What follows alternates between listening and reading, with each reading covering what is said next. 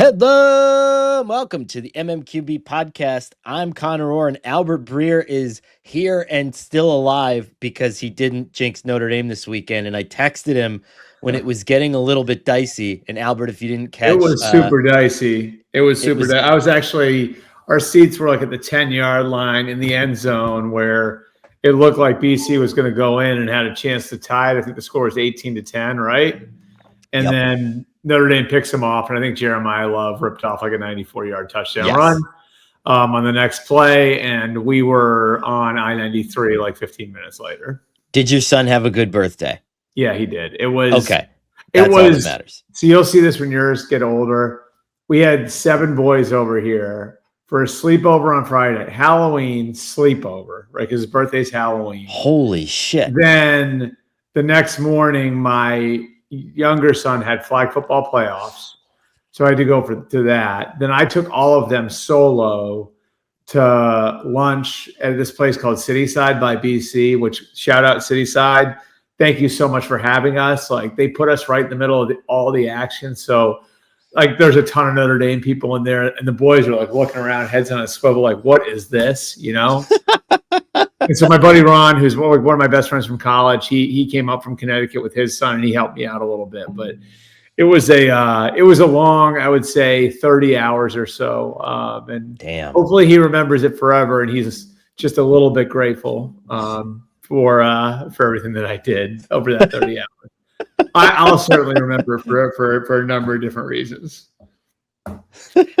Yeah, so if you missed the Thursday show, Albert is a notorious Notre Dame mush. He's been to like Brady Quinn claims I'm an Ohio State mush. So then I turned around and told him I'm a Notre Dame mush, which I actually texted him during the game, and when it looked like they were in trouble, and I was like, "See, I am the Notre Dame mush," and he said, "I am." He basically said, "You are, buddy." So, yeah, I'm glad that you survived by the skin of your teeth there.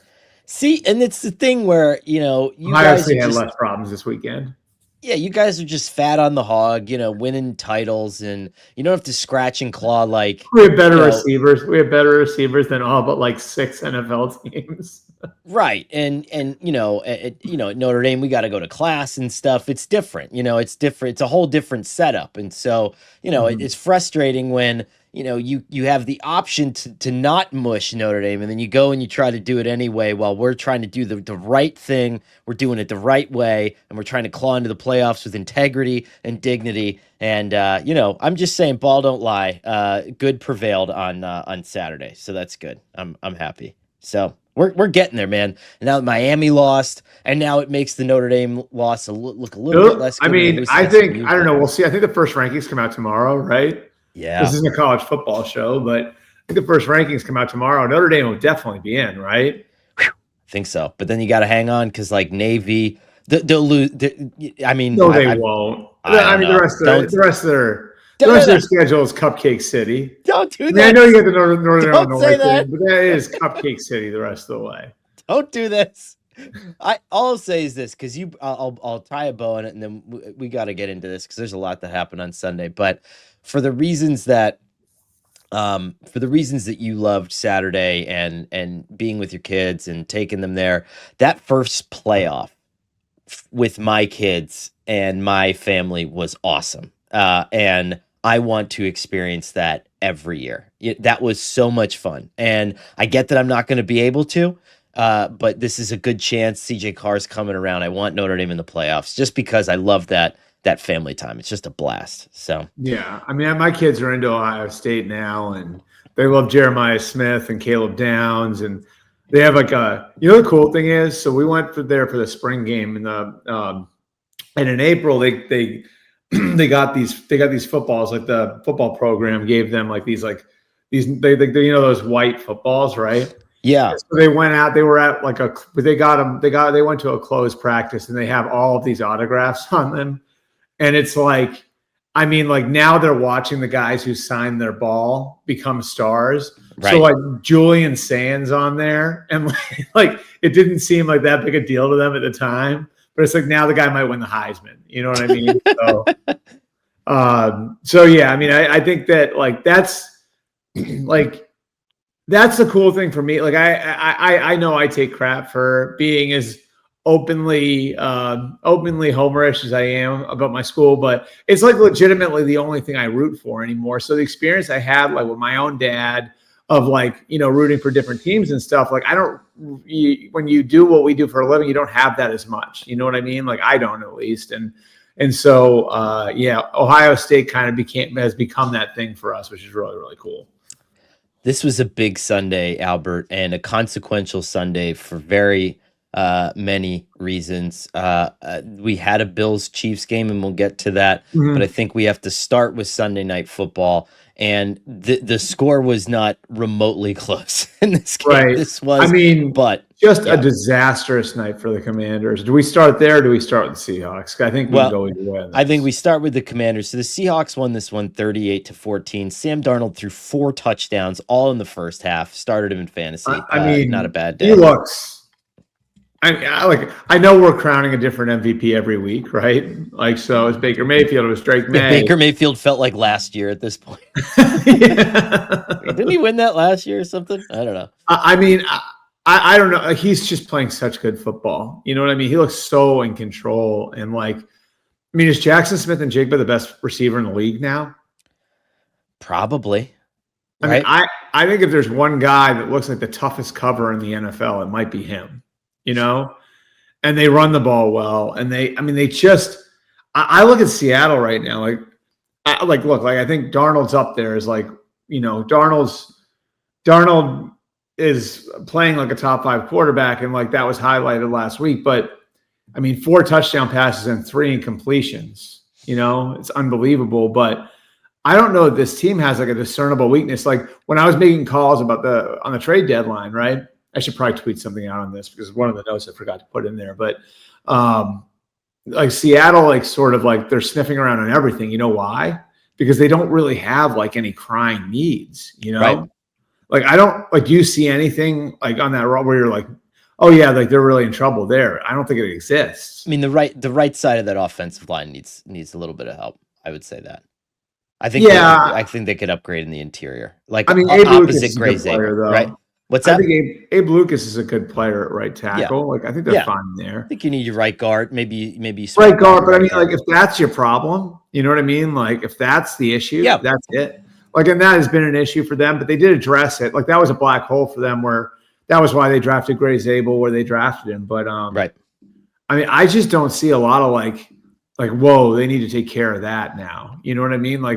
They're talented and deep all over the place, and they're young, this to me, John Schneider might have bought himself another decade on that job with the Russell Wilson trade. I'm serious. And it's not just executing the trade. It's the timing of the trade. It's knowing when the right time was to make the trade. And then it's what he did with the picks. That trade basically facilitated the renaissance of the organization, Yeah. And then it looks like he nailed it with the coach too. This team just looks they look so good and they look so well built. My only concern, and saw a couple of people bring this up on Twitter on Sunday night. Your only concern is after they win the Super Bowl, they're going to lose Clint Kubiak. I have so many friends who are Giants fans just based on where I grew up and then having covered the team and met a lot of cool people through that. And I can't tell you how many I can't wait until we hire Clint Kubiak texts I got last night. But I'll say this, okay? And I think that the stats support this. Mm-hmm. What's funny about Seattle is that teams are still playing them like they are a good running team. Seattle is the 4th worst rushing offense. Are they really in the NFL? Because I think they're pretty effective running the ball though when they need to. Don't you? I think they're 28th in EPA per rush. Wow. Because when I watched them play, there have been a couple games they've closed out with that running game with Walker and Charbonnet where you feel like they're relatively effective. So maybe I'm just seeing things. Well, you know what? Too, I think there's that. Whatever you want to call it. There's, I think situationally it looks a certain way. Yeah. Let me double check. I got to pull up my rush EPA. I'm sorry, they're 26th. So Seattle, then Tennessee, Arizona, Houston, New Orleans, New England. and the Raiders all the way at 32, which is so funny because they have Ashton Genty. But here's the flip side of it. According to Next Gen Stats, I looked this up.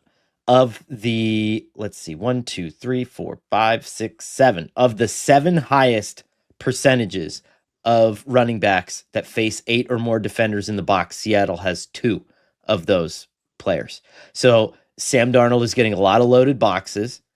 They have a great offense that has all that run action, the classic Kubiak run action. They're doing a lot of really interesting things with the receivers in the backfield, and they're able to get some advantages there. But Darnold doesn't always have there's not a lot downfield, which is why they're getting a lot of these shot plays, because I think teams are still playing them as if they're a dominant run team, and they're really not. It's kind of an illusion, which is cool.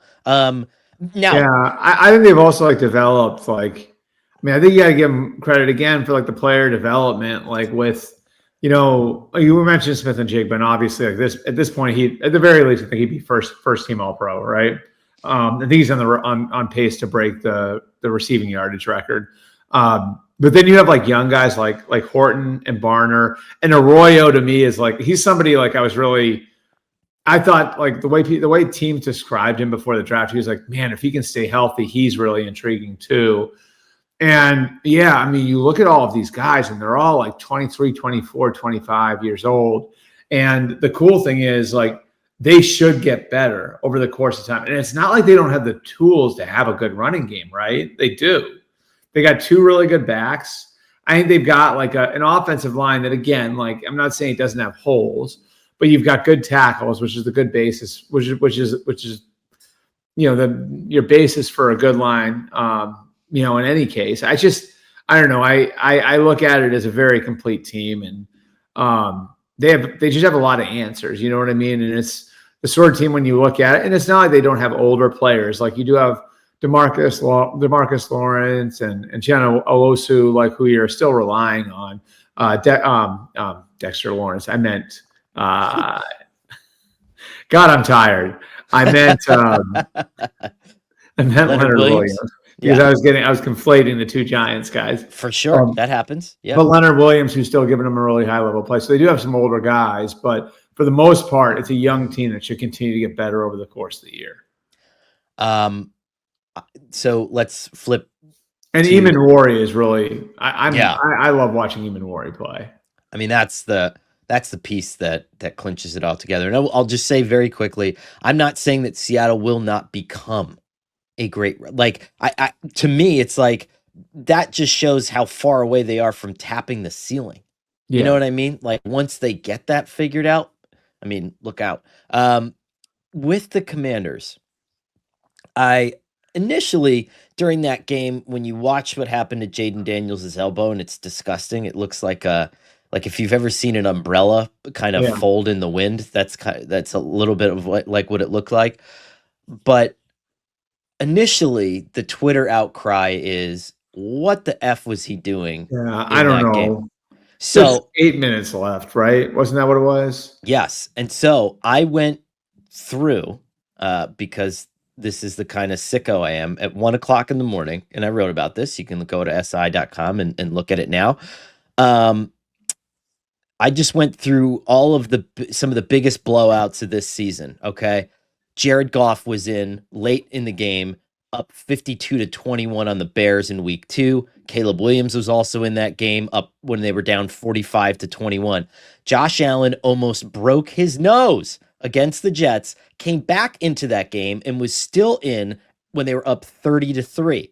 Carson Wentz and Jake Browning were both in at 48-3 in the Vikings and Bengals game. In the Colts 40-6 blowout of the Raiders, Daniel Jones and Geno Smith were both in when the score was 30-3. Patrick Mahomes, or 40-3. Patrick Mahomes was scrambling, throwing, and getting knocked on his ass when they were up 28-3 on the Raiders. Okay, so you can't just sit here and say Dan Quinn should have sat Jayden Daniels, because it's not how it works. I'm sorry. It's funny because I was one of my text groups with my guys Phil and Brad. They had we were talking about this morning, and I mentioned how when Belichick pulled Brady from a game 11 years ago. It was on a Monday night in Kansas City, which led to the on to Cincinnati thing.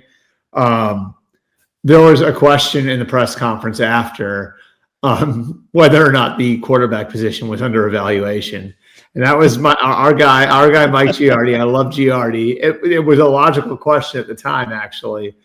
And but like the Tom Brady, who at that point had 3 Super Bowl rings and was on his way to 4, 5, and 6, gets pulled with 10 minutes left in a blowout loss on a Monday night to Kansas City.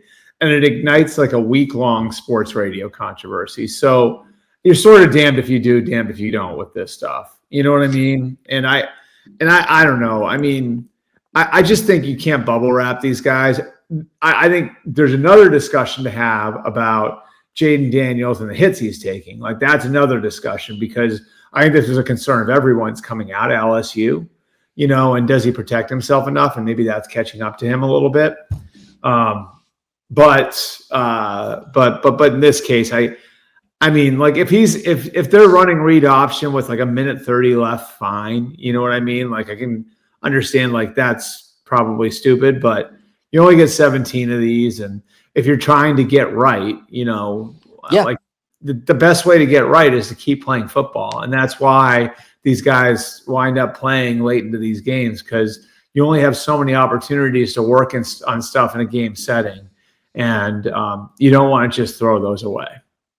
I agree. And that's the problem, though, is like everybody looks at this stuff like it's a video game. You know what I mean? Like, you can just dial up plays whenever you can, and like, it doesn't work that way. You know what I mean? Like, especially with the rules the way they are now, like, you sort of have to take advantage of any opportunity that you have to run your offense, run your defense in live situations with the guys that you're going to be relying on when it really counts.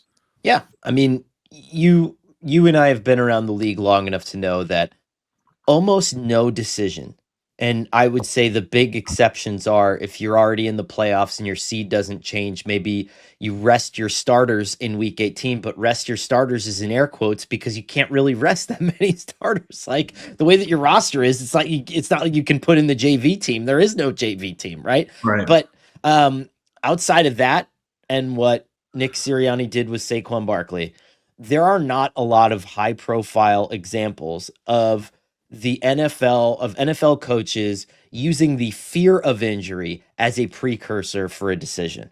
And that goes into the whole ethos of, and I could talk for an hour about this, any NFL player that you've ever talked to, any coach that you've ever talked to, if you're worried about an injury when you go on the field, it's like speaking something ghostly into existence. Yeah. I mean, you know, I learned that really early on in my beat writing career, where, you know, you'd ask somebody about, like, well, aren't you afraid you're going to get hurt? And it's like, it's almost like going over to a pitcher and saying, hey, don't you know you're throwing a perfect game right now? It's just different.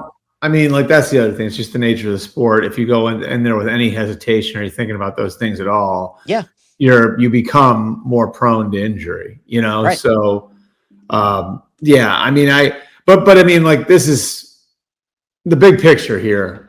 Is like just a disastrous night for the Commanders, you know, in like every way possible. Jayden Daniels gets hurt. Marshawn Lattimore looks like he tore his ACL. Luke McCaffrey breaks his collarbone, and they get blown off the field at home. You know, if I'm them, I think about like some big picture stuff at the trade deadline, and maybe I try to recoup a draft pick or two, because of like their aggression. And I applauded their aggression. And I think, you know, like, that place is still set up, you know, it's still set up to win in a significant way in the next 4 or 5 years. Right. But but you don't need Bobby Wagner. And he's right. And you know what I mean? You only have, here's the thing, is because of your aggression, you only have 2 picks in the first 4 rounds in April. And because of how aggressively you've built, right, you're already old in a lot of areas. Like, if you look at their lineup, like, I mean, I look at guys like Javon Kinlaw is not a long-term answer. Bobby Wagner's not a long-term answer. Luvu's questionable. Lattimore's probably not a long-term answer. You know, you just look across. Debo is not a long-term answer. You know, Zach Ertz. Would you give him back to San Francisco? Huh? Would you give him back to San Francisco? Who, Debo? Yeah. I mean, if they give me the 4th-round pick back, I would do it. I would do it yesterday. Yeah. I mean, seriously, I don't think they would give you the 4th-round pick back. I don't think they would either. Yeah. but I mean, it's one of those things where it's I appreciate the aggression and the way that they built. But to me, this is the cautionary tale to some degree of just be careful about getting over your skis. You know what I mean? Because they spackled, and they did such a spectacular job of it. They spackled a lot of holes because they inherited a broken roster, right? Dan Quinn and Adam Peters inherited a roster that was just a disaster. So their whole strategy was, we're going to bring in a bunch of guys we know that have connections to our coaching staff, and we're going to get to level ground across the roster so we don't have glaring holes. And, then we're going to invest in the young quarterback, and the young quarterback played at a historic level. So, then you move on to the second phase of that. And what is it? Well, then they kind of doubled down on the strategy by trading for Lattimore and Tunsil and Samuel. And in the process, I think the roster got kind of old. And so now you're getting older in some key spots. And again, you only have 2 picks in the first 4 rounds in April. It's a tough spot to be in. And I do think for that reason, if you're them, I mean, look, if somebody's willing to flip you something for Kinlaw, do you do it? Yes. Yeah. Yeah. I mean, all of it, right? Yeah. It's a bummer though. And this is so and it's the air out of the balloon. I feel bad because I'm sure people in Washington are having RG3 vibes now. You know what I mean? Well, that's dumb too. And there was a whole bunch of strange on that where Jayden Daniels' mom, 2 weeks ago, was posting on social media please stop talking about RG3. You're putting weird vibes in the air. The RG3 thing was totally different. That was someone who was clearly hobbled, running zone read and getting pounded. No, I think there was so if you really want to relitigate the history there, that's fun. What I would tell you is that was the dad had put it in RG3's head that he needed to be a pocket quarterback, and he wasn't ready to be one. And so then he got hurt, and Kirk Cousins came in for the one game when they were both rookies, and Shanahan went back to the traditional offense, and the dad was upset because, well, why can't you do that why can't you run that offense for my son? And it was communicated that RG3 wasn't ready to run that offense and wouldn't be for a couple of years. And so then, I think when he went back in there, he was determined to show that he could be a pocket quarterback. And then when he went back in again after tearing his ACL, because again, he was hanging in the pocket that injury happened in the pocket. When he came back, he was so just set on showing everybody that he could win for the pocket when he wasn't ready to do that yet, that it's just completely firebombed his development. And so that one, I think that one was an interesting one in that just kind of to me, that was the first example of the merging of college and pro, and what you need to be in college and what you need to be in the pros kind of going sideways. And there being, I think, conflicting priorities with people in an organization. I can't imagine that any of that's going to exist with Jayden, which I think was what protects you from that happening in this case. Yeah. I don't think anything like that's going to happen. But Jayden's too good. Jayden's just too good his football character is too high to allow something like that to happen. He'll be fine. It sucks. It sucks, but this isn't the sort of injury that's going to throwing it. I wish we could watch him the rest of the year. That part of it blows. I'm sure it hurts a lot for him to have to miss the rest of his second year, because that's what it looks like it's going to be. But this isn't the sort of injury that I think is going to adversely affect his ability to succeed in 26. After I think you remember we had the shows in the summer, and I pointed out that I was concerned about the Commanders microwaving their rebuild, and then I got it got clipped for social media, and then I got absolutely flamed by every single person in that market. And there's still, if you look on YouTube, there's with my name spelled incorrectly, not surprising, a Tom Curran hit job here. And if you look on was it with 2 ends? Yeah, everybody just no. That's got to be is that, how common is that? It is confused. To be fair, it is confusing. One N is a first because name. there's no Two N's is a last name. This isn't like Brian with a Y where you're a weirdo if you spell it with a Y. Like both spellings of Conor are pretty conventional. Don't you agree? Yeah, which is why you would be a normal human being and ask if if you're at Starbucks for whatever, or if if you're on the internet, just Google it because it's not hard to find. But a lot of like trashing Conor takes on like, oh, I can't believe he thinks that the Commanders are microwaving their rebuild, and I fear that the Jayden Daniels injury will be their escape hatch for excusing themselves for attacking my point of view. And so, because I think I was right the whole time, but that's neither here nor there. So that's just what I'm worried about, being right and taking a victory lap, and that's selfish. But I'm just saying, this is what I got to deal with. It's my own. It's my own. Those are the hazards of the job, though. These are the hazards of the job. In reality, I mean, it sucks. Like you said, it sucks to not have Jayden Daniels. It sucks that the Commanders are basically locked into like half of the primetime games at this point, and so that's going to be a little bit of a navigation as we get a lot of Marcus Mariota. A lot of Marcus Mariota in primetime, and but at the same time, it's some of these years. Especially, you're going to be only in year 3 of Jayden Daniels' rookie contract. You're not talking about a long-term extension at this point.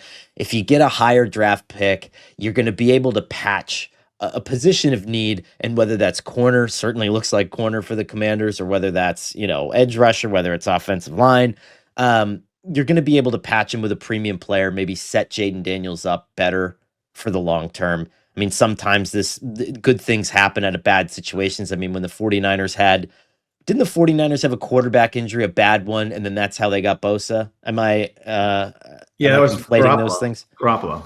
Yeah, Garoppolo got hurt, and then they got Bosa. So maybe he's the Bosa. Yeah, I'm just looking at their schedule now. I feel bad for Spain. Like they My God. Wouldn't you so my in-laws just got back from Spain, and they were telling me like how did they flex a game into Spain?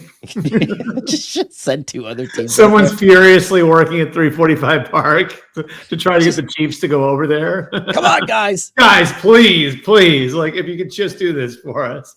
Honest question, okay? You're in Spain, and I'm saying you, not someone who lives in Spain. You're in Spain right now. You've had Dolphins Commanders tickets for 6 weeks. You're very excited about it. And then all of a sudden this happens. And then someone says you can either go there or you can go across the street and you can see a bullfight for a third of the price. What are you doing? Are you going to see Dolphins Commanders? Well, I've never seen. There'd be great curiosity for me in seeing the bullfight because I've never seen one before. So I think I go to the bullfight. I agree. My in-laws just got back. They said it's awesome. Like actually watching a bullfight is a blast, apparently. Yeah. So, I'm all in. But then they have Sunday Night Football after Spain against the Broncos. Then they have the Saturday standalone, which is that like one where the NFL insisted on competing against the NFL insisted on competing against the college football playoff, because they trotted Hans Schroeder out there and we're like, this has always been an NFL Saturday. What are you talking about? We don't have to work with college football. And then they play Christmas Day, so you're right. There's a lot of standalone games coming. Sit in front of the kids. Come on, kids. Get out from underneath the tree. Let's gather around the television and watch Marcus Mariota. Yeah. No offense, but Marcus Mariota is good quarterback. I will say, like, it does. How can I put this delicately? I don't mind when the Christmas games suck. Oh yeah, frees you up a little. You know what I mean? Yeah. Like, I wouldn't say I root against the teams that are playing on Christmas actively to make Christmas easier for me and make me less of a deadbeat dad on Christmas. But it wasn't horrible a few years ago when the Rams and Broncos were terrible on Christmas. I agree. I couldn't agree more. Baker start that game for the Rams? I think that's right. Probably. And then Hackett got fired the day after Christmas. Happy holidays. It's absolutely crazy. Football season is in full swing, and Underdog is the best place to get in on all the action. Playing on Underdog is easy. Just pick whether your favorite players will go higher or lower on stats like rushing yards, receptions, touchdowns, and more.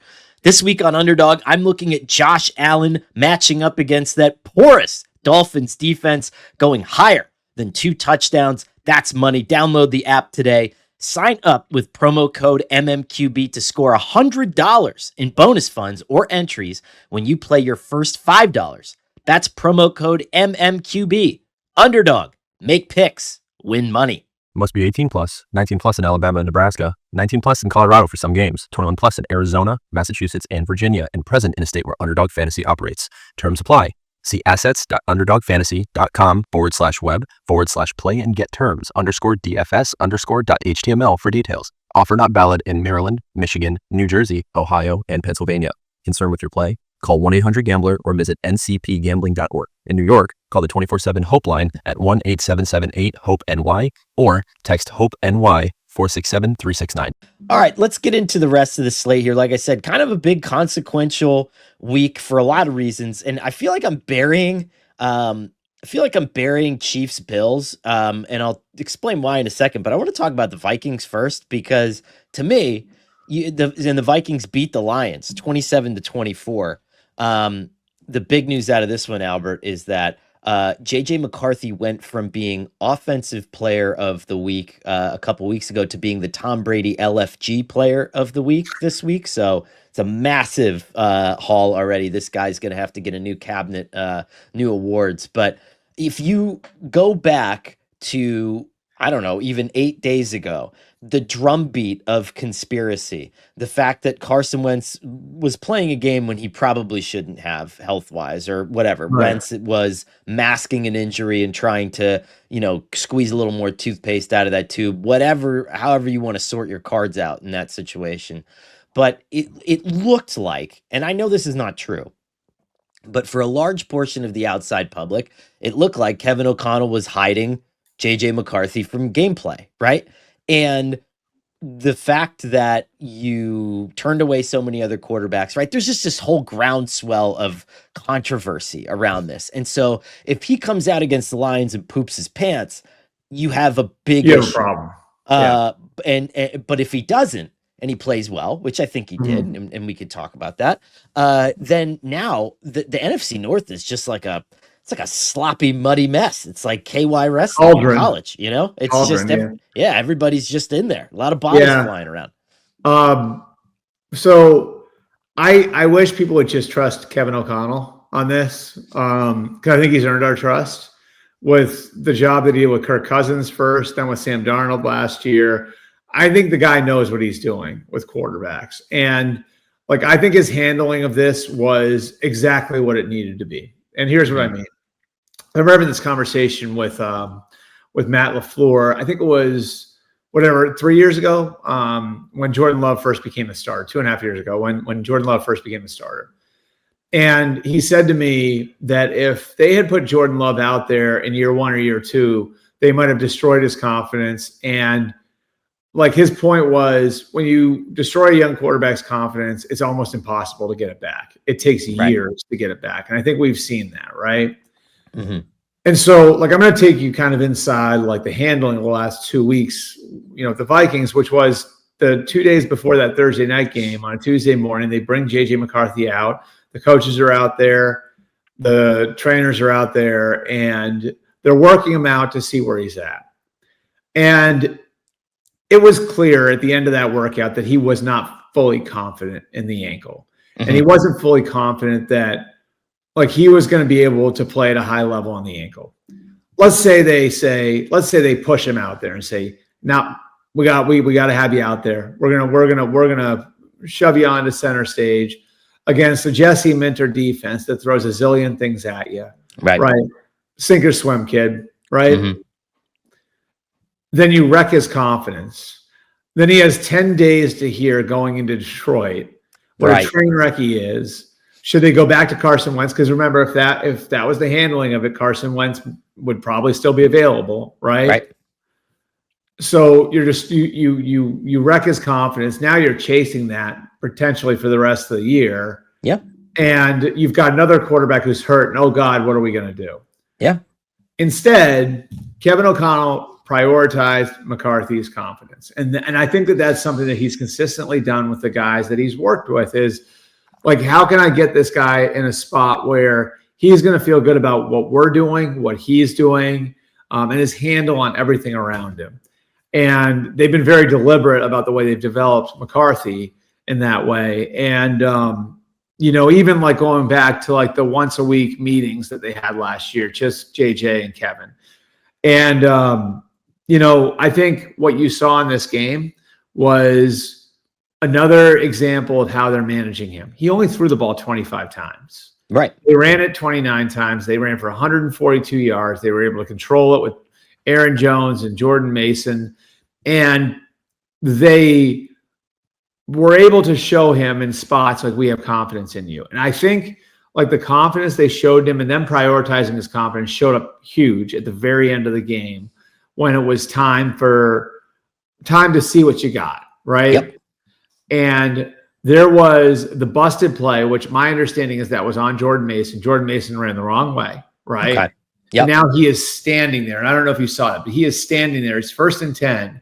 And if he takes a loss in that situation, now all of a sudden the volume in that stadium's turned up to 1 million. Oh, yeah. And the Lions are getting the ball back because now you're in like 2nd and 15 and you're in deep, you know what.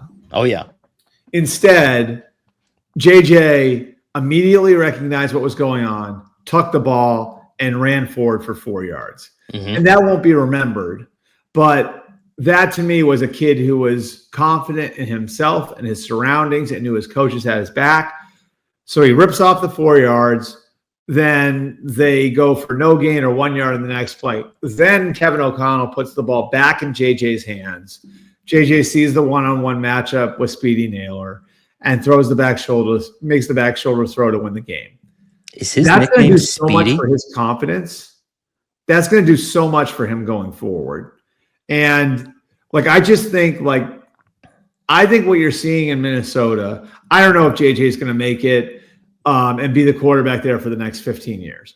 I don't know if he's going to sign a big second contract there. I don't know. He might. I just, it's way too early to be able to make a real determination on that. But I think they're giving him the best chance to get there. And I think that's the point of all of this. You know what I mean? Is they're giving him the best chance to get there. And they're going to come out of this year with a cleaner read of who he is as a quarterback than if they had done things the other way. So I just think Kevin deserves a lot of credit for his handling of it. And I think it showed up at the end of the game. And now the Vikings are going to be playing important games going forward. Jalen Naylor's nickname is Speedy. I didn't. Did you said that? I was wondering what you were saying there, but I was kind of mid-rant. So no, that's good. I wanted to give you that space, but player nicknames, especially on Pro Football Reference, are a little bit of a bugaboo of mine, and so I like Naylor. Speedy. Speedy's and longtime listeners of the show will know that the genesis of this came back to Janoris Jenkins, and when I covered the Giants, and they were like, "Hey, he prefers to be called Jackrabbit," and I was like, "That's cool. I'm not calling another human like an animal unless we go through a full." You want to go to the courthouse and you want to make this thing official, that's fine. And I'll call you whatever you want. But because it's going to be the brand of your flip-flops or whatever, I'm not going to call you that just to kind of help you out. I'm sorry. I think Speedy would be a better nickname if it was like ironic. You know what I mean? Like how you call like a 360-pound guy tiny. That's like Notre Dame. I agree that they could call me or you Speedy. Notre Dame used to have this fullback called Joey Goodspeed, and I used to love that. And he's just not fast, and it was so funny that his name was Joey Goodspeed. On the Lions side of it, I thought that we saw the limitations. By the way, I feel like my trade deadline dream trades, and we talked about them last week, while I'm not nailing them, like Jalen Phillips, right before we started taping, went to the Eagles. I had Bradley Chubb going to the Eagles, but one of the pass rushers went to the Eagles. And the other thing that I kept pounding the table for was that Taylor Decker's not healthy. This offensive line, and Dan Skipper's fine, but you need more help. I think we saw the limitations of this offensive line in this Vikings game. The Brian Flores' defense beat the crap out of this front, and they were stuffing runs. You basically had to take Jahmyr Gibbs out of that game because David Montgomery was the only one who could pass protect.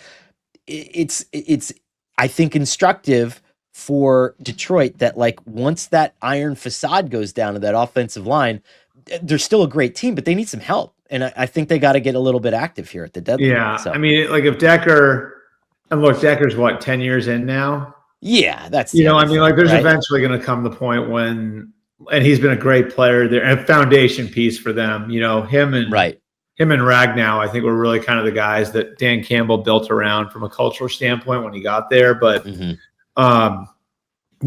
there's going to come to the point where Sewell, I think, flips over to the left side, sort of like Tristan Wirfs in Tampa, Right. And we'll see what happens there. But for the Lions, it's tough, right? And that's why I think I buried the Chiefs Bills, because these teams are going to be fine. And I think it was just a little bit of, it's one of those wonky games, right? And the interior offensive line, I mean, the Lions were down to like their third string left guard in this game. Yep. And if you're facing Brian Flores, who's already good at scrambling the communication of good offensive lines, if you're down to like your third or fourth guy there, you're dead in the water against the Vikings. But I think the overall thing is that I think that Minnesota wanted to get through this week still believing that JJ McCarthy can continue to keep them interesting and in games, and I don't see any reason why we can't believe that. He made some bad throws, he made some good throws. He's a young guy, right? But I don't think he's bad. Who do they have next week? Ooh. Yep. Hello. Keep putting this cat. I don't know. I like watching JJ McCarthy. There's something. I think he's got moxie. I think he's got I just think he's got like a toughness about him. I guess it's an easy thing to say, but it's like a little bit of a hockey player to him. You know what I mean? All right. Which is like what he was when he was growing up, but like there's a little bit of hockey player to him. Let's go to Chiefs Bills.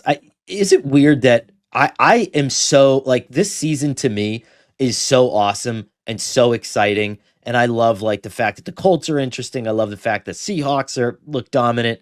That Chiefs Bills is kind of like when Shawshank Redemption is on TNT for the 35th time. And you're like, this is a great movie, but I've seen it. You feel like you have to watch it. And like, you feel like you have to watch it because it's so good. And it's just like an American cinematic classic and all that stuff, but you're kind of like, whatever. I could take it or leave it. I might fall asleep on the couch during it. I mean, this was the Bills are a run dominant team right now. I was shocked at how poorly I thought the Chiefs defense was going to come in and wallop this thing, shut down James Cook, and force Josh Allen to get a little bit creative with the wide receivers, which he just doesn't have at this point. But the Chiefs allowed the Bills to play box lacrosse, which is a reference we make on the show all the time.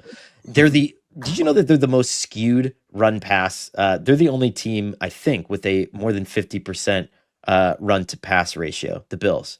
And I said it on the other program, Heed the Call last night that I'm on, that it's Eagles-esque with Buffalo, where I think they're taking a lot of things off of Josh Allen's plate and they're replacing it with a heavier workload on James Cook, because while you have a really good back, you should grind it out. They're running well to all ends of the field. I mean, if you look at the stats that break down, they run really well up the middle, they run really well to the left, they run really well to the right. Just use it. And Josh Allen's running less. He's running less. It's great. This is a win for me. Do you know that Josh Allen hit 10 different receivers yesterday? 10? And he only completed 23 balls. Think about that math. Neither of us are good at math, I don't think. But strong suit. But 23 completions to 10 different receivers. That's crazy. I think sometimes the MVP thing might be something we're overthinking. he just looks so under control now. And I love Mahomes, and Mahomes is right there with him. And they're right now the two best quarterbacks in football, right? Like, but there's just a control that Josh Allen has now where everything is starting to look really easy for him. That's got to be scary for the rest of the league, because I just feel like they didn't take the Ferrari out of the garage the last 2 weeks, really. You know, they haven't had to. Because they haven't had to, right? Like in this Buffalo team, like I think there's a way that they're building that's very intentional. That's like, we are developing other muscles. We're becoming more balanced, you know? Yeah. And then when we got to flex the ones that we've had, we will. I think, you think it's possible Buffalo doesn't lose again? Let's pull it up here. Let's see. I think they're going to lose. I just look at them as like, they hit a rut. And like, I think that there's a belief there that this is just the start. So they have Miami, Tampa's a big one in 2 weeks, right? So they have at Miami, Tampa, at Houston, at Pittsburgh, Cincinnati, at New England, Cleveland, Philly, Jets. Philly's tough. New England's tough. I think they lose at least two more games. I do. Okay. But that would put them at 13-4. 13-4. Yeah, I mean it's not. Yeah, I mean, which probably gets them home field. Which probably means the AFC is going through Buffalo. Sure. Yeah. And wouldn't that be something if like the last game at Highmark Stadium, which by the way, I'm a little melancholy about that place closing. You've been there. Yeah. That place, yeah, it's a little bit of a crap hole. But it's like the last of that Lambeau is too, but Lambeau's been renovated to the point where like it's really like it's the NFL's last dive bar. You know what I mean? Yeah. Oh, for sure. I mean, I think Lambeau to a certain extent is too, although they got like the museum and now it's a little bit different, you know, but yeah, no, I agree with that. But I mean, like, there's just something about that place where you feel like there are regular people at those games. So many of these places, it feels like you're like some sort of corporate outing. You know what I mean? Like, especially all the ones on the East Coast, maybe with the exception of Baltimore, they all feel like you're at some sort of corporate function. You know what I mean? Like, and then the West Coast too. Like, I just feel like, with the exception of Seattle, I just feel like Buffalo, I feel like it would be so cool. Like if they finally broke through and got to the Super Bowl for the first time in 30 years, in the last game of that stadium would be pretty fitting. So we'll see what happens. But I do think Buffalo, you're seeing a team that's capable of, like, there's still a lot more out there for them. I think I would be interested to see if they, like, if you're them, do you throw the Saints a 3rd round pick for Shaheed? Yeah. And it's tough, right? Because I just think that because it's the one thing they don't have is like, do they have a guy who can really threaten down the field? Like, they were take the lid off. Yeah. Yeah, they were throwing down the field to Dawson Knox yesterday. Like, do they have the guy that can really kind of weaponize Josh Allen's arm strength? Like, that'd be the one thing. It's tough when you're Brandon Beane, and I get the frustration, and we've heard him kind of jabbering back and forth with all the talk radio guys up there, and I love talk radio up in Buffalo. Jeremy White is a friend of the show for sure. Great guy. But I get his frustration, I think, with the idea that, like, he's built this thing to try, like you said, sustainably and to try to maximize Josh Allen over the long haul. But if you're also him, you can't sit out this trade deadline. You just can't, because everything is shaping up to this idea that, like, you know, the Lions look a little fallible. The Chiefs are starting to turn into something good, but you beat them handily again with another awesome defensive game plan from Sean McDermott. And we should mention that. I mean, Sean McDermott just has Mahomes' number in the regular season. He always throws a curveball that frustrates him. You have everything working for you right now. Your running game is never going to be better than this, ever. And so I think you're right. Like, it's not like you're not admitting that the receiving cupboard is understocked, but you're just making sure that you're checking all the boxes. And I think that they need to get active, right? We're already seeing some of the bigger names fly off the board. If I'm Bean, I start, getting that thing on speed dial, and it's Shaheed. It's anything. I mean, and this is not to say that they haven't. They got Amari Cooper last year. They let me ask you this: if you get Shaheed for a 3 and sign him to Jerry Jeudy's contract, would you do it? Yeah, I would too. I would. Hell yeah. I'm just trying to think of like a contract that would make sense as a comp. And like that feels like it's ballpark, you know what I mean? Like, so, because I think he would just add something that's a little bit different to their offense. I would love for them to get Olave, but I don't think Olave is really available. Like the Saints have been trying to extend Olave. So that, like, if you want to talk about dream trades, like Shaheed to me is sort of a stylistic fit for Josh Allen and can really, I think, make the threat of what Josh Allen can do to you real. And like, I think he effectively helps your running game too, because he's moving safeties out of the box. All right, let's buzz through the rest of this, Albert. Too, but anyway, we got a couple more games to get to before it gets ugly and we get to the bottom of the barrel here. The other one here is the Bears 47, the Bengals 42. This whole thing is absurd, right? The Bengals are starting did you see some of the stuff that was coming out of that locker room? Yeah, so let's start there. The Chase Brown saying like finish the effing game. I think the thing that troubled me the most were some of the reporters that were saying that the defensive players were laughing on the way out and saying, yeah, maybe I'll talk to you on Monday.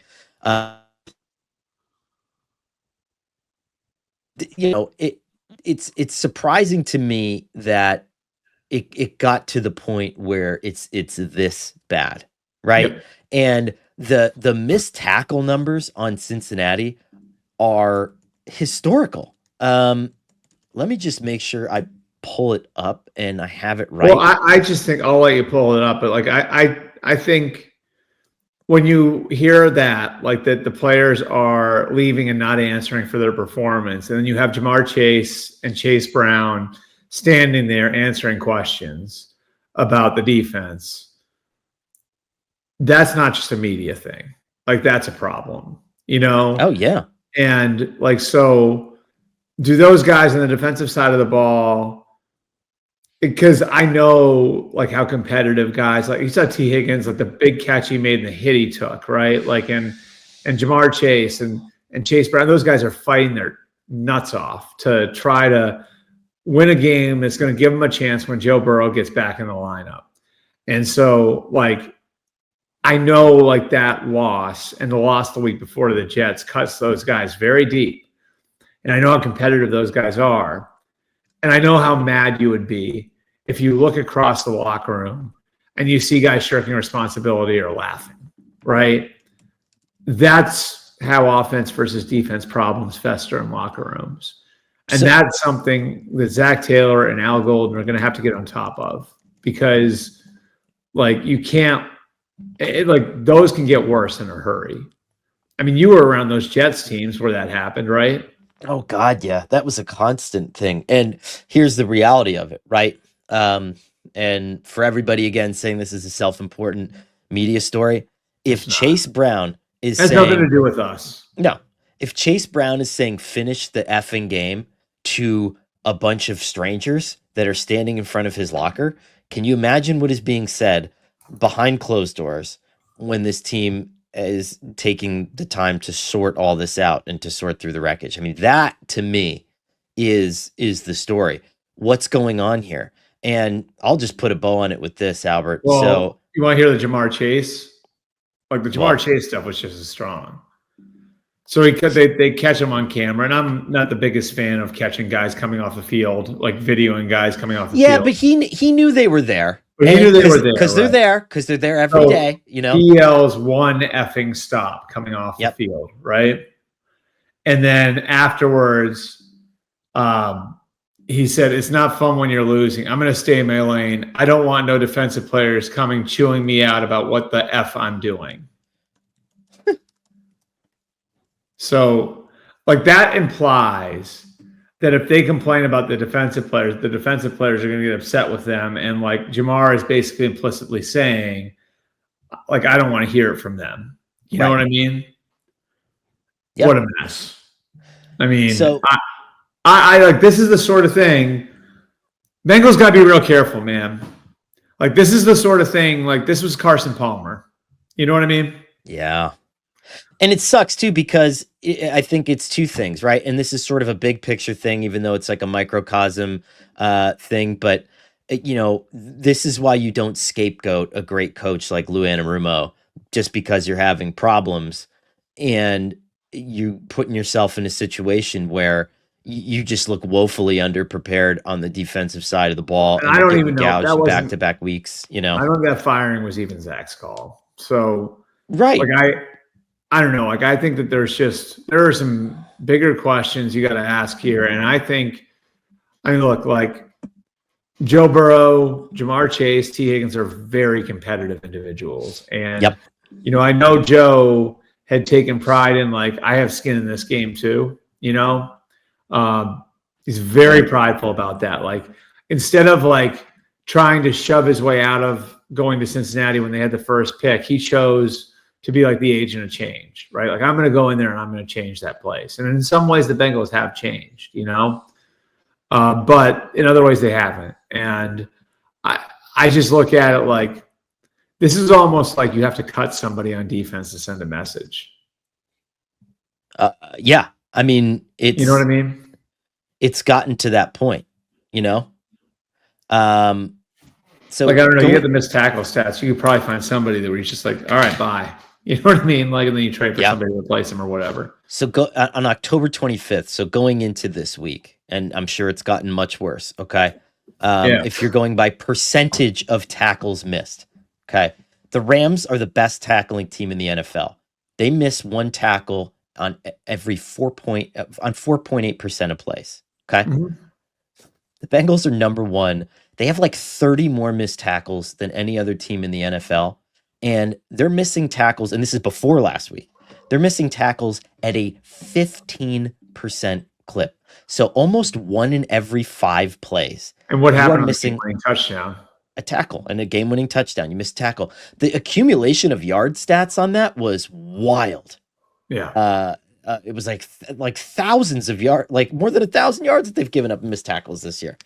I don't know. That's nuts. But I hate to take away the shine from the Bears because this Ben Johnson offense is humming.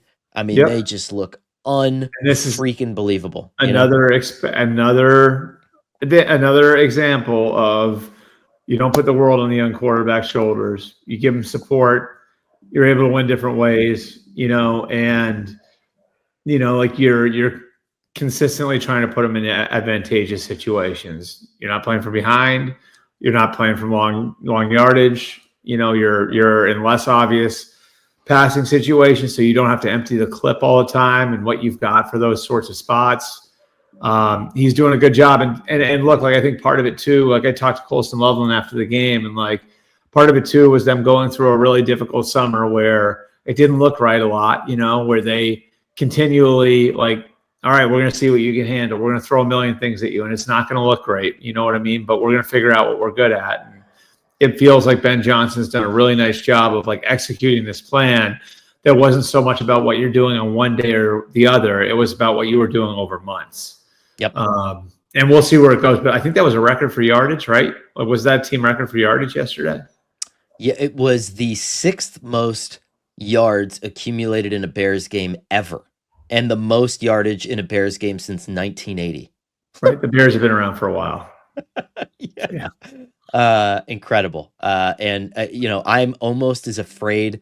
I put it to you, and I'm curious what you think about this. So you let's take the alien quarterbacks, the 3, Lamar, Josh, and Patrick, and take them out of the equation. Okay.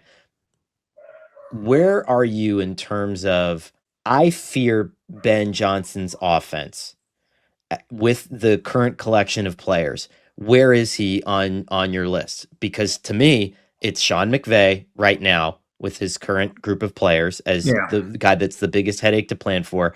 And I have been at number 2. Kyle? with your current collection of players. Okay, so like the fact that they have no Ayuk, that they have no and you're starting Mac Jones. Yeah. I mean, it's got to be up there because, like, okay, yeah, you have O'Connell and you have a lot of these guys, but I'm saying with the guys that you have right now, Josh McDaniels. more than Ben Johnson right now. It's close. Oh, all right. Close. Interesting. All right. I'm just trying to think. That's a great question, though. I'm just trying to think. Like, all right. Well, we're gonna. You're taking like the Superman quarterbacks out of the equation. Yeah. I mean, Steichen. Close. Like we have recency bias because they lost, right? Like, but Steichen would be up there, I think. I think so too. So let's go down the list here. We just got a couple. I mean, Rams 34, Saints 10. I don't have much here. I mean, this is, this is just like a good team playing a bad team, and business was taken care of. this was an absolute ass whooping. Jaguars 30, Raiders 29. A Trevor Lawrence flu game, which is very exciting. His fiance or his wife, I'm sorry, was tweeting or Instagramming about how down bad they were. Liam Cohen said that Trevor Lawrence was as pale as a ghost, which I guess would excuse the god-awful goal line interception that he threw, but also elevate some of the gutsy plays that he made. And man, would playing a football game with painful diarrhea just be the absolute worst thing in the world? Would have to be. I mean, thank God the Jaguars had some, I don't know. What an equipment guy would be able to take care of it, right? You got to have unlimited pants, I suppose, and you just kind of and you live with it. But this was a game that the Raiders had for the taking. Raiders should have won this game. Brock Bowers was fabulous. There's no other word to describe it. He looked dominant. That was He's amazing. Best, that was one of the best tight end performances I've ever seen with him in there. And this, really, if the Raiders lose games this way the rest of the year, then that would be great for them because they'll have a high draft pick and be competitive. But Brock Bowers is an otherworldly type of weapon. If they can get Genty rolling, which he still looks, we'll see. But I mean, you can see the basis of some things with the Raiders when Bowers is in there. When Bowers was in, so if they had won that game, which they should have, they come out of that game 3-5. I'm sitting there going, I don't know. Right? Like, don't trade everybody at the deadline. You might be able to bang around a little bit. Heartbreaking. They go for 2 in overtime. And so do you agree with that move, going for 2 there? Yes. Okay. I think that, and I'm not one of those, analytics are clear and simple people. I think the analytics, I mean, you know where I stand on that. I think the analytics on all that stuff they can be very faulty because they don't take into account a lot of important factors, but that's just me. But to me, right, it's if you kick the if you kick the extra point, and I think it was Michael Lopez, who works for the NFL and who's awesome, right? My ex-teammate and the son of my high school football coach, as everybody knows. That's right. Right, Coach Lopez, who I would get in trouble with in middle school and then played for and was terrified of in high school. But yeah, I mean, we still run his defense, by the way. I 52 Ripper Lou. We still run his defense at here with the Duxbury Youth Football Program. That's awesome. But the numbers here are pretty clear, and I hate to be that guy, and I'm almost never that guy. But in this situation, you're absolutely right. You take the 2-point conversion and you give yourself a a game dependent 50-50 shot. Essentially, if you kick the extra point, it goes to a 15% win percentage, a 40% loss, and a 45% chance of a tie. So Jacksonville's kind of a funky team right now too. With Conor on IR, this is just a yikes, Yeah, I mean, it'll be interesting to see like where Jacksonville goes from here because they were real hot and then they cooled off, and I don't know. This is a real momentum builder, after coming off the bye, after the losses to the Seahawks and Rams. That game in Houston on Sunday is a big one for both those teams. We'll see if CJ Stroud's good to go after the concussion on Sunday. Let's talk about the Stroud situation. The Broncos won this game 18-15, and I was so bummed because the Texans essentially were about to win this game exclusively on special teams. And Frank Ross is, I think, one of the most underrated coaches in the NFL. Was the last two-time winner of the Rick Gosselin Special Teams Unit of the Year, and then they discontinued Another that, John Carroll guy, I believe, too, right?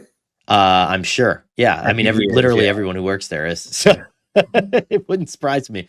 But he is outstanding, and I think probably has the best chance of any special teams coordinator to kind of break that proverbial ceiling and get a head coaching job. Like, his units are just every year. They're just fantastic.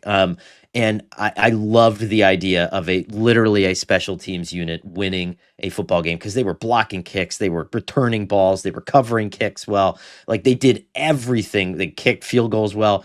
They did everything really well in this game. But when you lose CJ Stroud to a concussion, and it's not like this offense was throwing haymakers before that, but pretty punchless at that point, because Davis Mills just isn't getting it done against arguably the best defense in the NFL, right?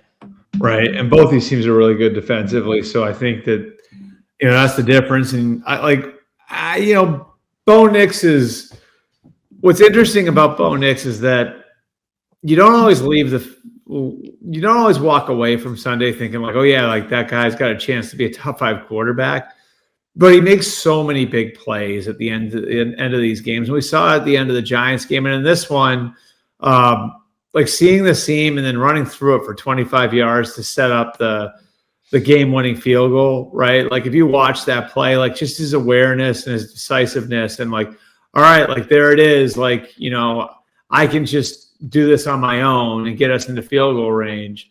To me, is like another example of, like, I guess it's cliche, but like, he's just kind of a winner. You know what I mean? Like, you get him in these situations and he doesn't fold. And part of that, I think, is like everything that he went through, like at Auburn and Oregon, and, now as a pro, like, he's just a really resilient kid who, like, he's the guy you want in your foxhole at the end of the game. And I think it keeps showing up in these situations. And that, to me, is like sort of the story of Denver. Denver can run the ball well. Denver can play with great defense. Like you said, maybe the best defense in the NFL.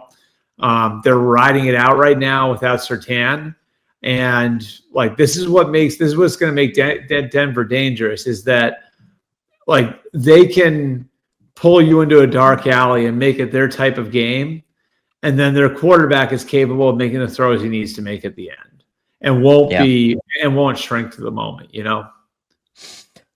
We'll, this is one of those things where this game was tough for me because, and I'm one of those fantasy-led people from time to time where when I watch Denver, and yes, I have RJ Harvey on every single one of my teams, and every time this guy touches the ball, something unbelievable happens. And then he finishes the game with like 8 touches. And you're like, why is this? But I think that this offense is more efficient than I'm believing it is. And I think that it's not broken. And then I think that it is working.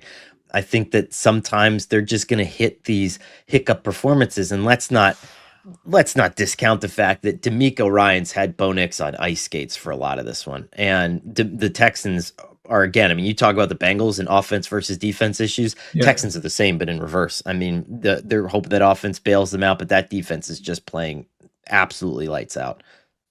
Yep. Yeah, no question. Let's move on, Albert, because we got there was just a couple games that we had like a really just like rich amount of discussion to get into, but Steelers 27, Colts 20.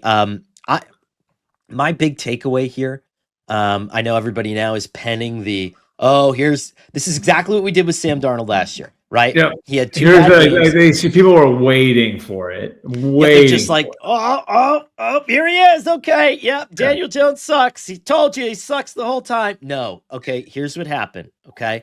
And this stat was unbelievable when I saw it.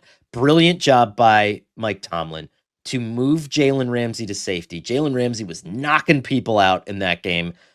is a natural fit at that position. The Steelers went from one of the lowest two high safety team or two safety over the top teams in the NFL to the highest in that game.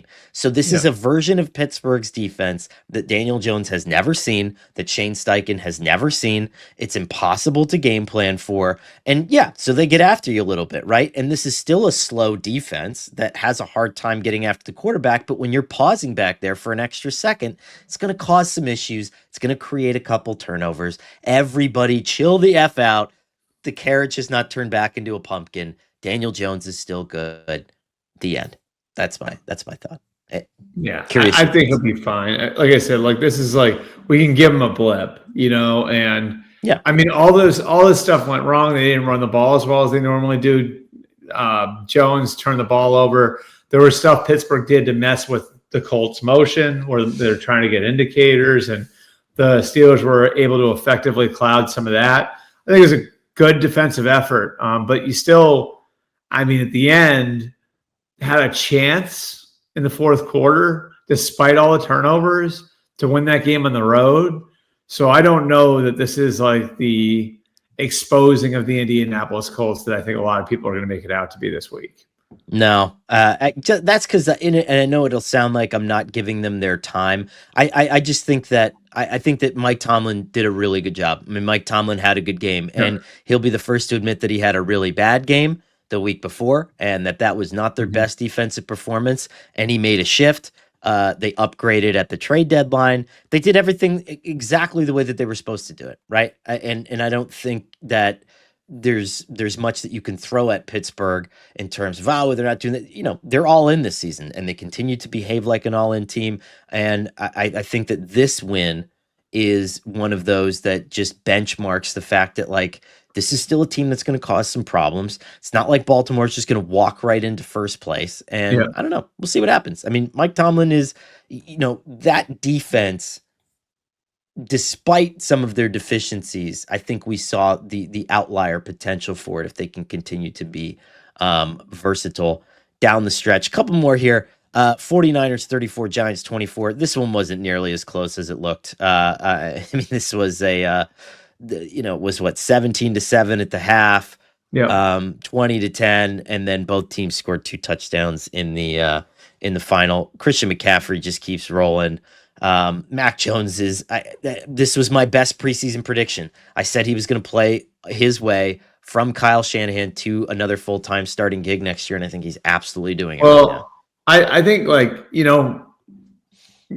may not, because he hasn't been as spectacular as Taylor or Bijan or even James Cook, but I think McCaffrey deserves some MVP mention just because he's the one constant there. Right.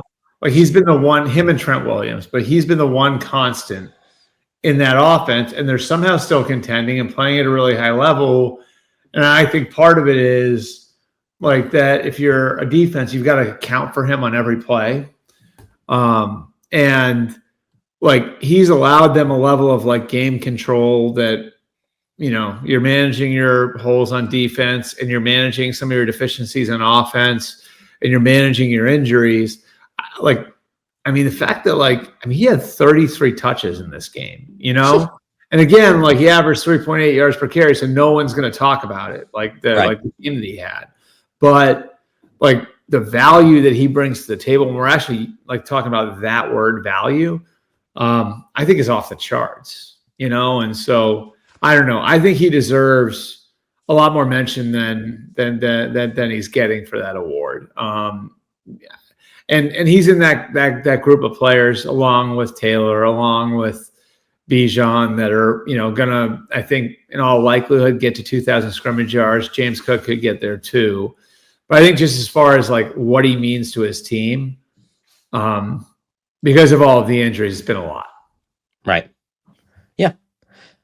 I'm amazed at how well this team has stayed together. Again, I mean, I just re-up the take, right, that this is one of Kyle Shanahan's best coaching performances, staff-wide, top to bottom. For and sure. I think that one of these days, I will not leave Ricky Pearsall in my fantasy lineup and just come back hours later to see him having scored 0 points, and this team will be closer to full. I mean, do you think, like, I don't know, in a month we see at least a closer to full complement of 49ers players? Well, it's no Bosa, no Warner. I mean, Ayuk those are, should be back. Like, we're right in that window now where Ayuk should be like closing in, getting back. I know they had kind of circled week 10, which is where you're at. I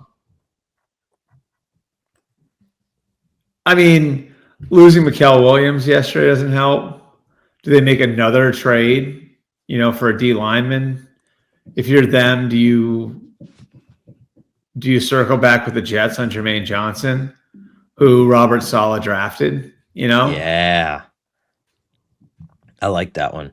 Or do you think, like, at this point you're going to have to get younger because your core is aging and you need to hold on to your draft picks? I don't know. They're sort of in that weird in between. You know what I mean? Where they're going to need draft picks because they're going to need to get younger. Because look, like, they've had bad luck as far as injury goes, no question. But some of it is when you're an older team, you get hurt.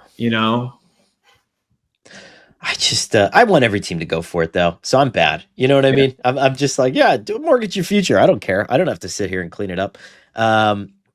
The Patriots, by the way, Albert, are 7-2, and they beat the Falcons 24-23. You were sort of ahead of your time on picking the Patriots, I think, right? I mean, I estimated a Vrabel bump. Did I think that Vrabel was going to do this? And now we're in a white hot, I think, Coach of the Year race between Vrabes and Shane Steichen. What do you think about that? I mean, that's going to be an interesting. That's going to be an interesting one. The Falcons, is it repairable at this point? I mean, we're 3-5, we're 1-3 on the road. Every week you kind of get this fantastic outlier performance from one of your offensive stars. But I mean, Michael Penix threw 3 freaking touchdowns in this game. And Drake London was spectacular. Drake London, caught all of them. Yeah, I mean, like, I don't know. Like, Penix, like, it still, like, looks to me a little bit like maybe it's like the lefty bias. You know what I mean? Like, but it still looks like everything's a little, like, slow with him. Mm-hmm. And I wonder if that's going to correct itself. You know what I mean? Like, but I think the encouraging thing for the Falcons to take out of this is that, like, your defense, like, continues. Like, you get 2 sacks from Jalen Walker. One of them was like an outrageous strip sack. Pierce is in that mix. Like, Jesse Bates has a pick. Like, it's starting, like, that defense. If they can continue, if they can improve on offense, like, the defense has played pretty well. And, I think Jeff Ulbricht's done a really nice job there. And so, like, their game this week in Berlin, I think, right? Isn't this Berlin this week? Right? We got to stop with this stuff. I think it's Berlin. Yeah. It's like November. I'm trying to get my, trying to get ready for Thanksgiving and put up my Christmas decorations. And we're like, these games are still going on at goddamn 9:30 in the morning in God knows what country. Oh, like, they don't even want this at this point. point. The plan is to have 16 of them so they can sell it as a separate package because that's the way the NFL operates. NFL International on BritBox. Yeah. So anyway, why don't we do, like, I mean, like, honestly, like, I think that this Colts game becomes a huge one for them because 6 losses is tough to dig from out from underneath of. And at that point, you're certainly out of, the running to catch the Bucs in the division. And it's going to be tough in the NFC to make the playoffs with less than 10 wins, I think, this year. So this is a critical game for the Falcons at the Indianapolis Colts, but in Berlin. God, home game for the Colts. Right. Don't they have who's on their team? Don't they have a German person on their team? Who? The Colts.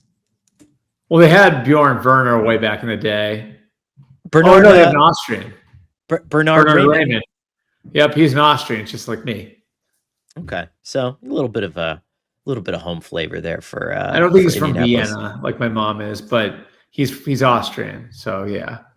Vienna, home of the sausages. 27-20, the Chargers over the Titans. Home of the sausages. What is you? Give me your thought on this one, and we'll close with Packers Panthers. On which one? The Chargers and the Titans. My thought is like the Chargers might be cooked because they lose Joe Alt, and like I have a hard time doubting a Jim Harbaugh team. They are 6-3. I'm not saying they're going to fall off the face of the earth, but seeing what the Steelers were able to do against a good Colts line and generating pressure, and the way that group is really coming along, and the depth that they have of pass rushers between Watt and Highsmith, and Herbig, and now Jack Sawyer coming on. I like that. Looks like a tough matchup for them, and this to me is like, it's like with the Lions, right? Like, like the Lions, like so much of their personality was built around their offensive line that when we made this analogy, I think a couple of weeks ago with the old school Giants teams, right? Like if the Giants team, if you ever got like Justin Tuck, O.C. Manure, and Michael Strahan hurt all at once, that team would like lose its identity.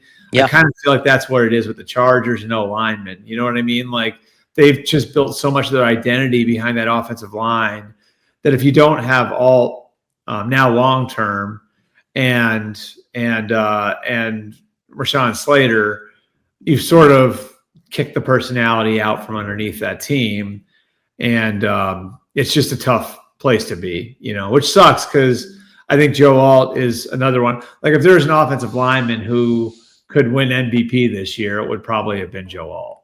Yeah, I mean, that's a disappointing one, and sometimes there are just injuries that just literally sap the life out of a season and out of a team, and the accumulation of that. I don't think the Chargers will ever get the credit they did for winning as many games as they have with the psychological effect too of like you just got back and it looked great against the Vikings, and here we go, and now it's like what 17 days later, or not 17, less than that, like 10 days later, and and now the Lucy's pulling the football away again, which is not great. Still 6-3, which is bonkers. Yep.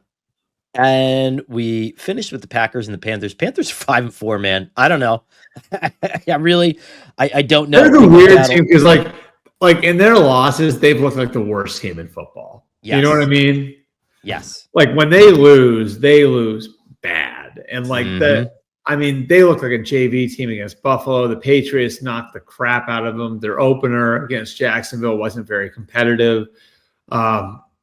But they're 5-4, which is just I thought the Falcons were like the ultimate Jekyll and Hyde team, but the Panthers are close, so they have a chance now. They play the Saints on Sunday, then they're at Atlanta. I mean, like you're talking about them getting to 7-4, going to San Francisco on Monday Night Football right before Thanksgiving. Yeah. I mean, if they can, again, like the Falcons is no layup, but they did beat the Falcons 30-0. So I don't know.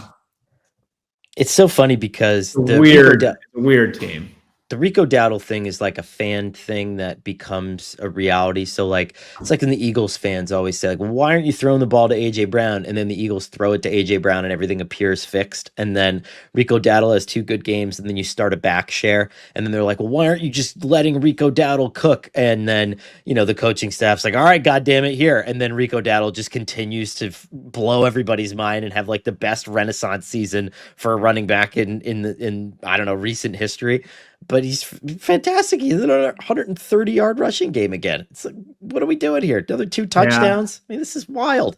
I think it's like, like there's also like again, you want to talk about identity and what they're trying to build there. I know that was one thing that they were really excited about going into the season, was that they felt like they had really found like their type of guys. And I think you and I talked about that, like even like drafting guys like Nick Scorton, you know what I mean? Like that they wanted to have like a hard edge team.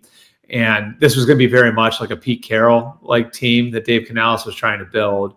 And that's why I think like guys like Dowdle, like that's sort of proof of concept for them, so to be able to win in Green Bay and to do it, with Rico Dowdle going for 130 yards, I think is huge as far as like your program building aspect of it. I will say too, I am heartbroken that we don't get to watch Tucker Kraft anymore this year.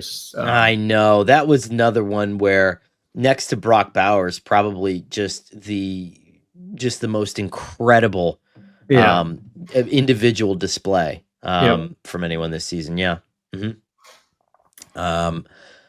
Are you worried about the Packers? I mean, so they're 5-2-1, and like they're another Jekyll and Hyde, though, aren't they? 2-1 are like you lost to the Browns, you lost to the Panthers, and you tied the Cowboys. And sometimes you're just like, okay, what's happening here? Why do I all of a sudden get fooled into wondering what's going on with this team? I don't know. Where are you at with Green Bay? I just, they're not consistent enough right now. And I think that's the issue is like, are we consistently going to see because I think they've got the talent. I think they're in a spot now where they've got the talent to become overwhelming, and like losing Kraft definitely takes a chunk out of that. Right. Like, so that's a really tough one because I think he was becoming like, when you're sitting down on Tuesday as a defensive coach and you're mapping out how you play the Packers, like to me, you are circling Tucker Kraft as like, this is the guy we got to take care of first. Mm-hmm. And like when you take a guy out like that out of the equation, it changes the math, which I think can affect you in a lot of different ways. It can affect you in the running game. It can affect you in the way that they cover you in the passing game. So like that definitely takes a chunk out of you. And we'll see what Luke Musgrave, who's also very talented, can do in his stead.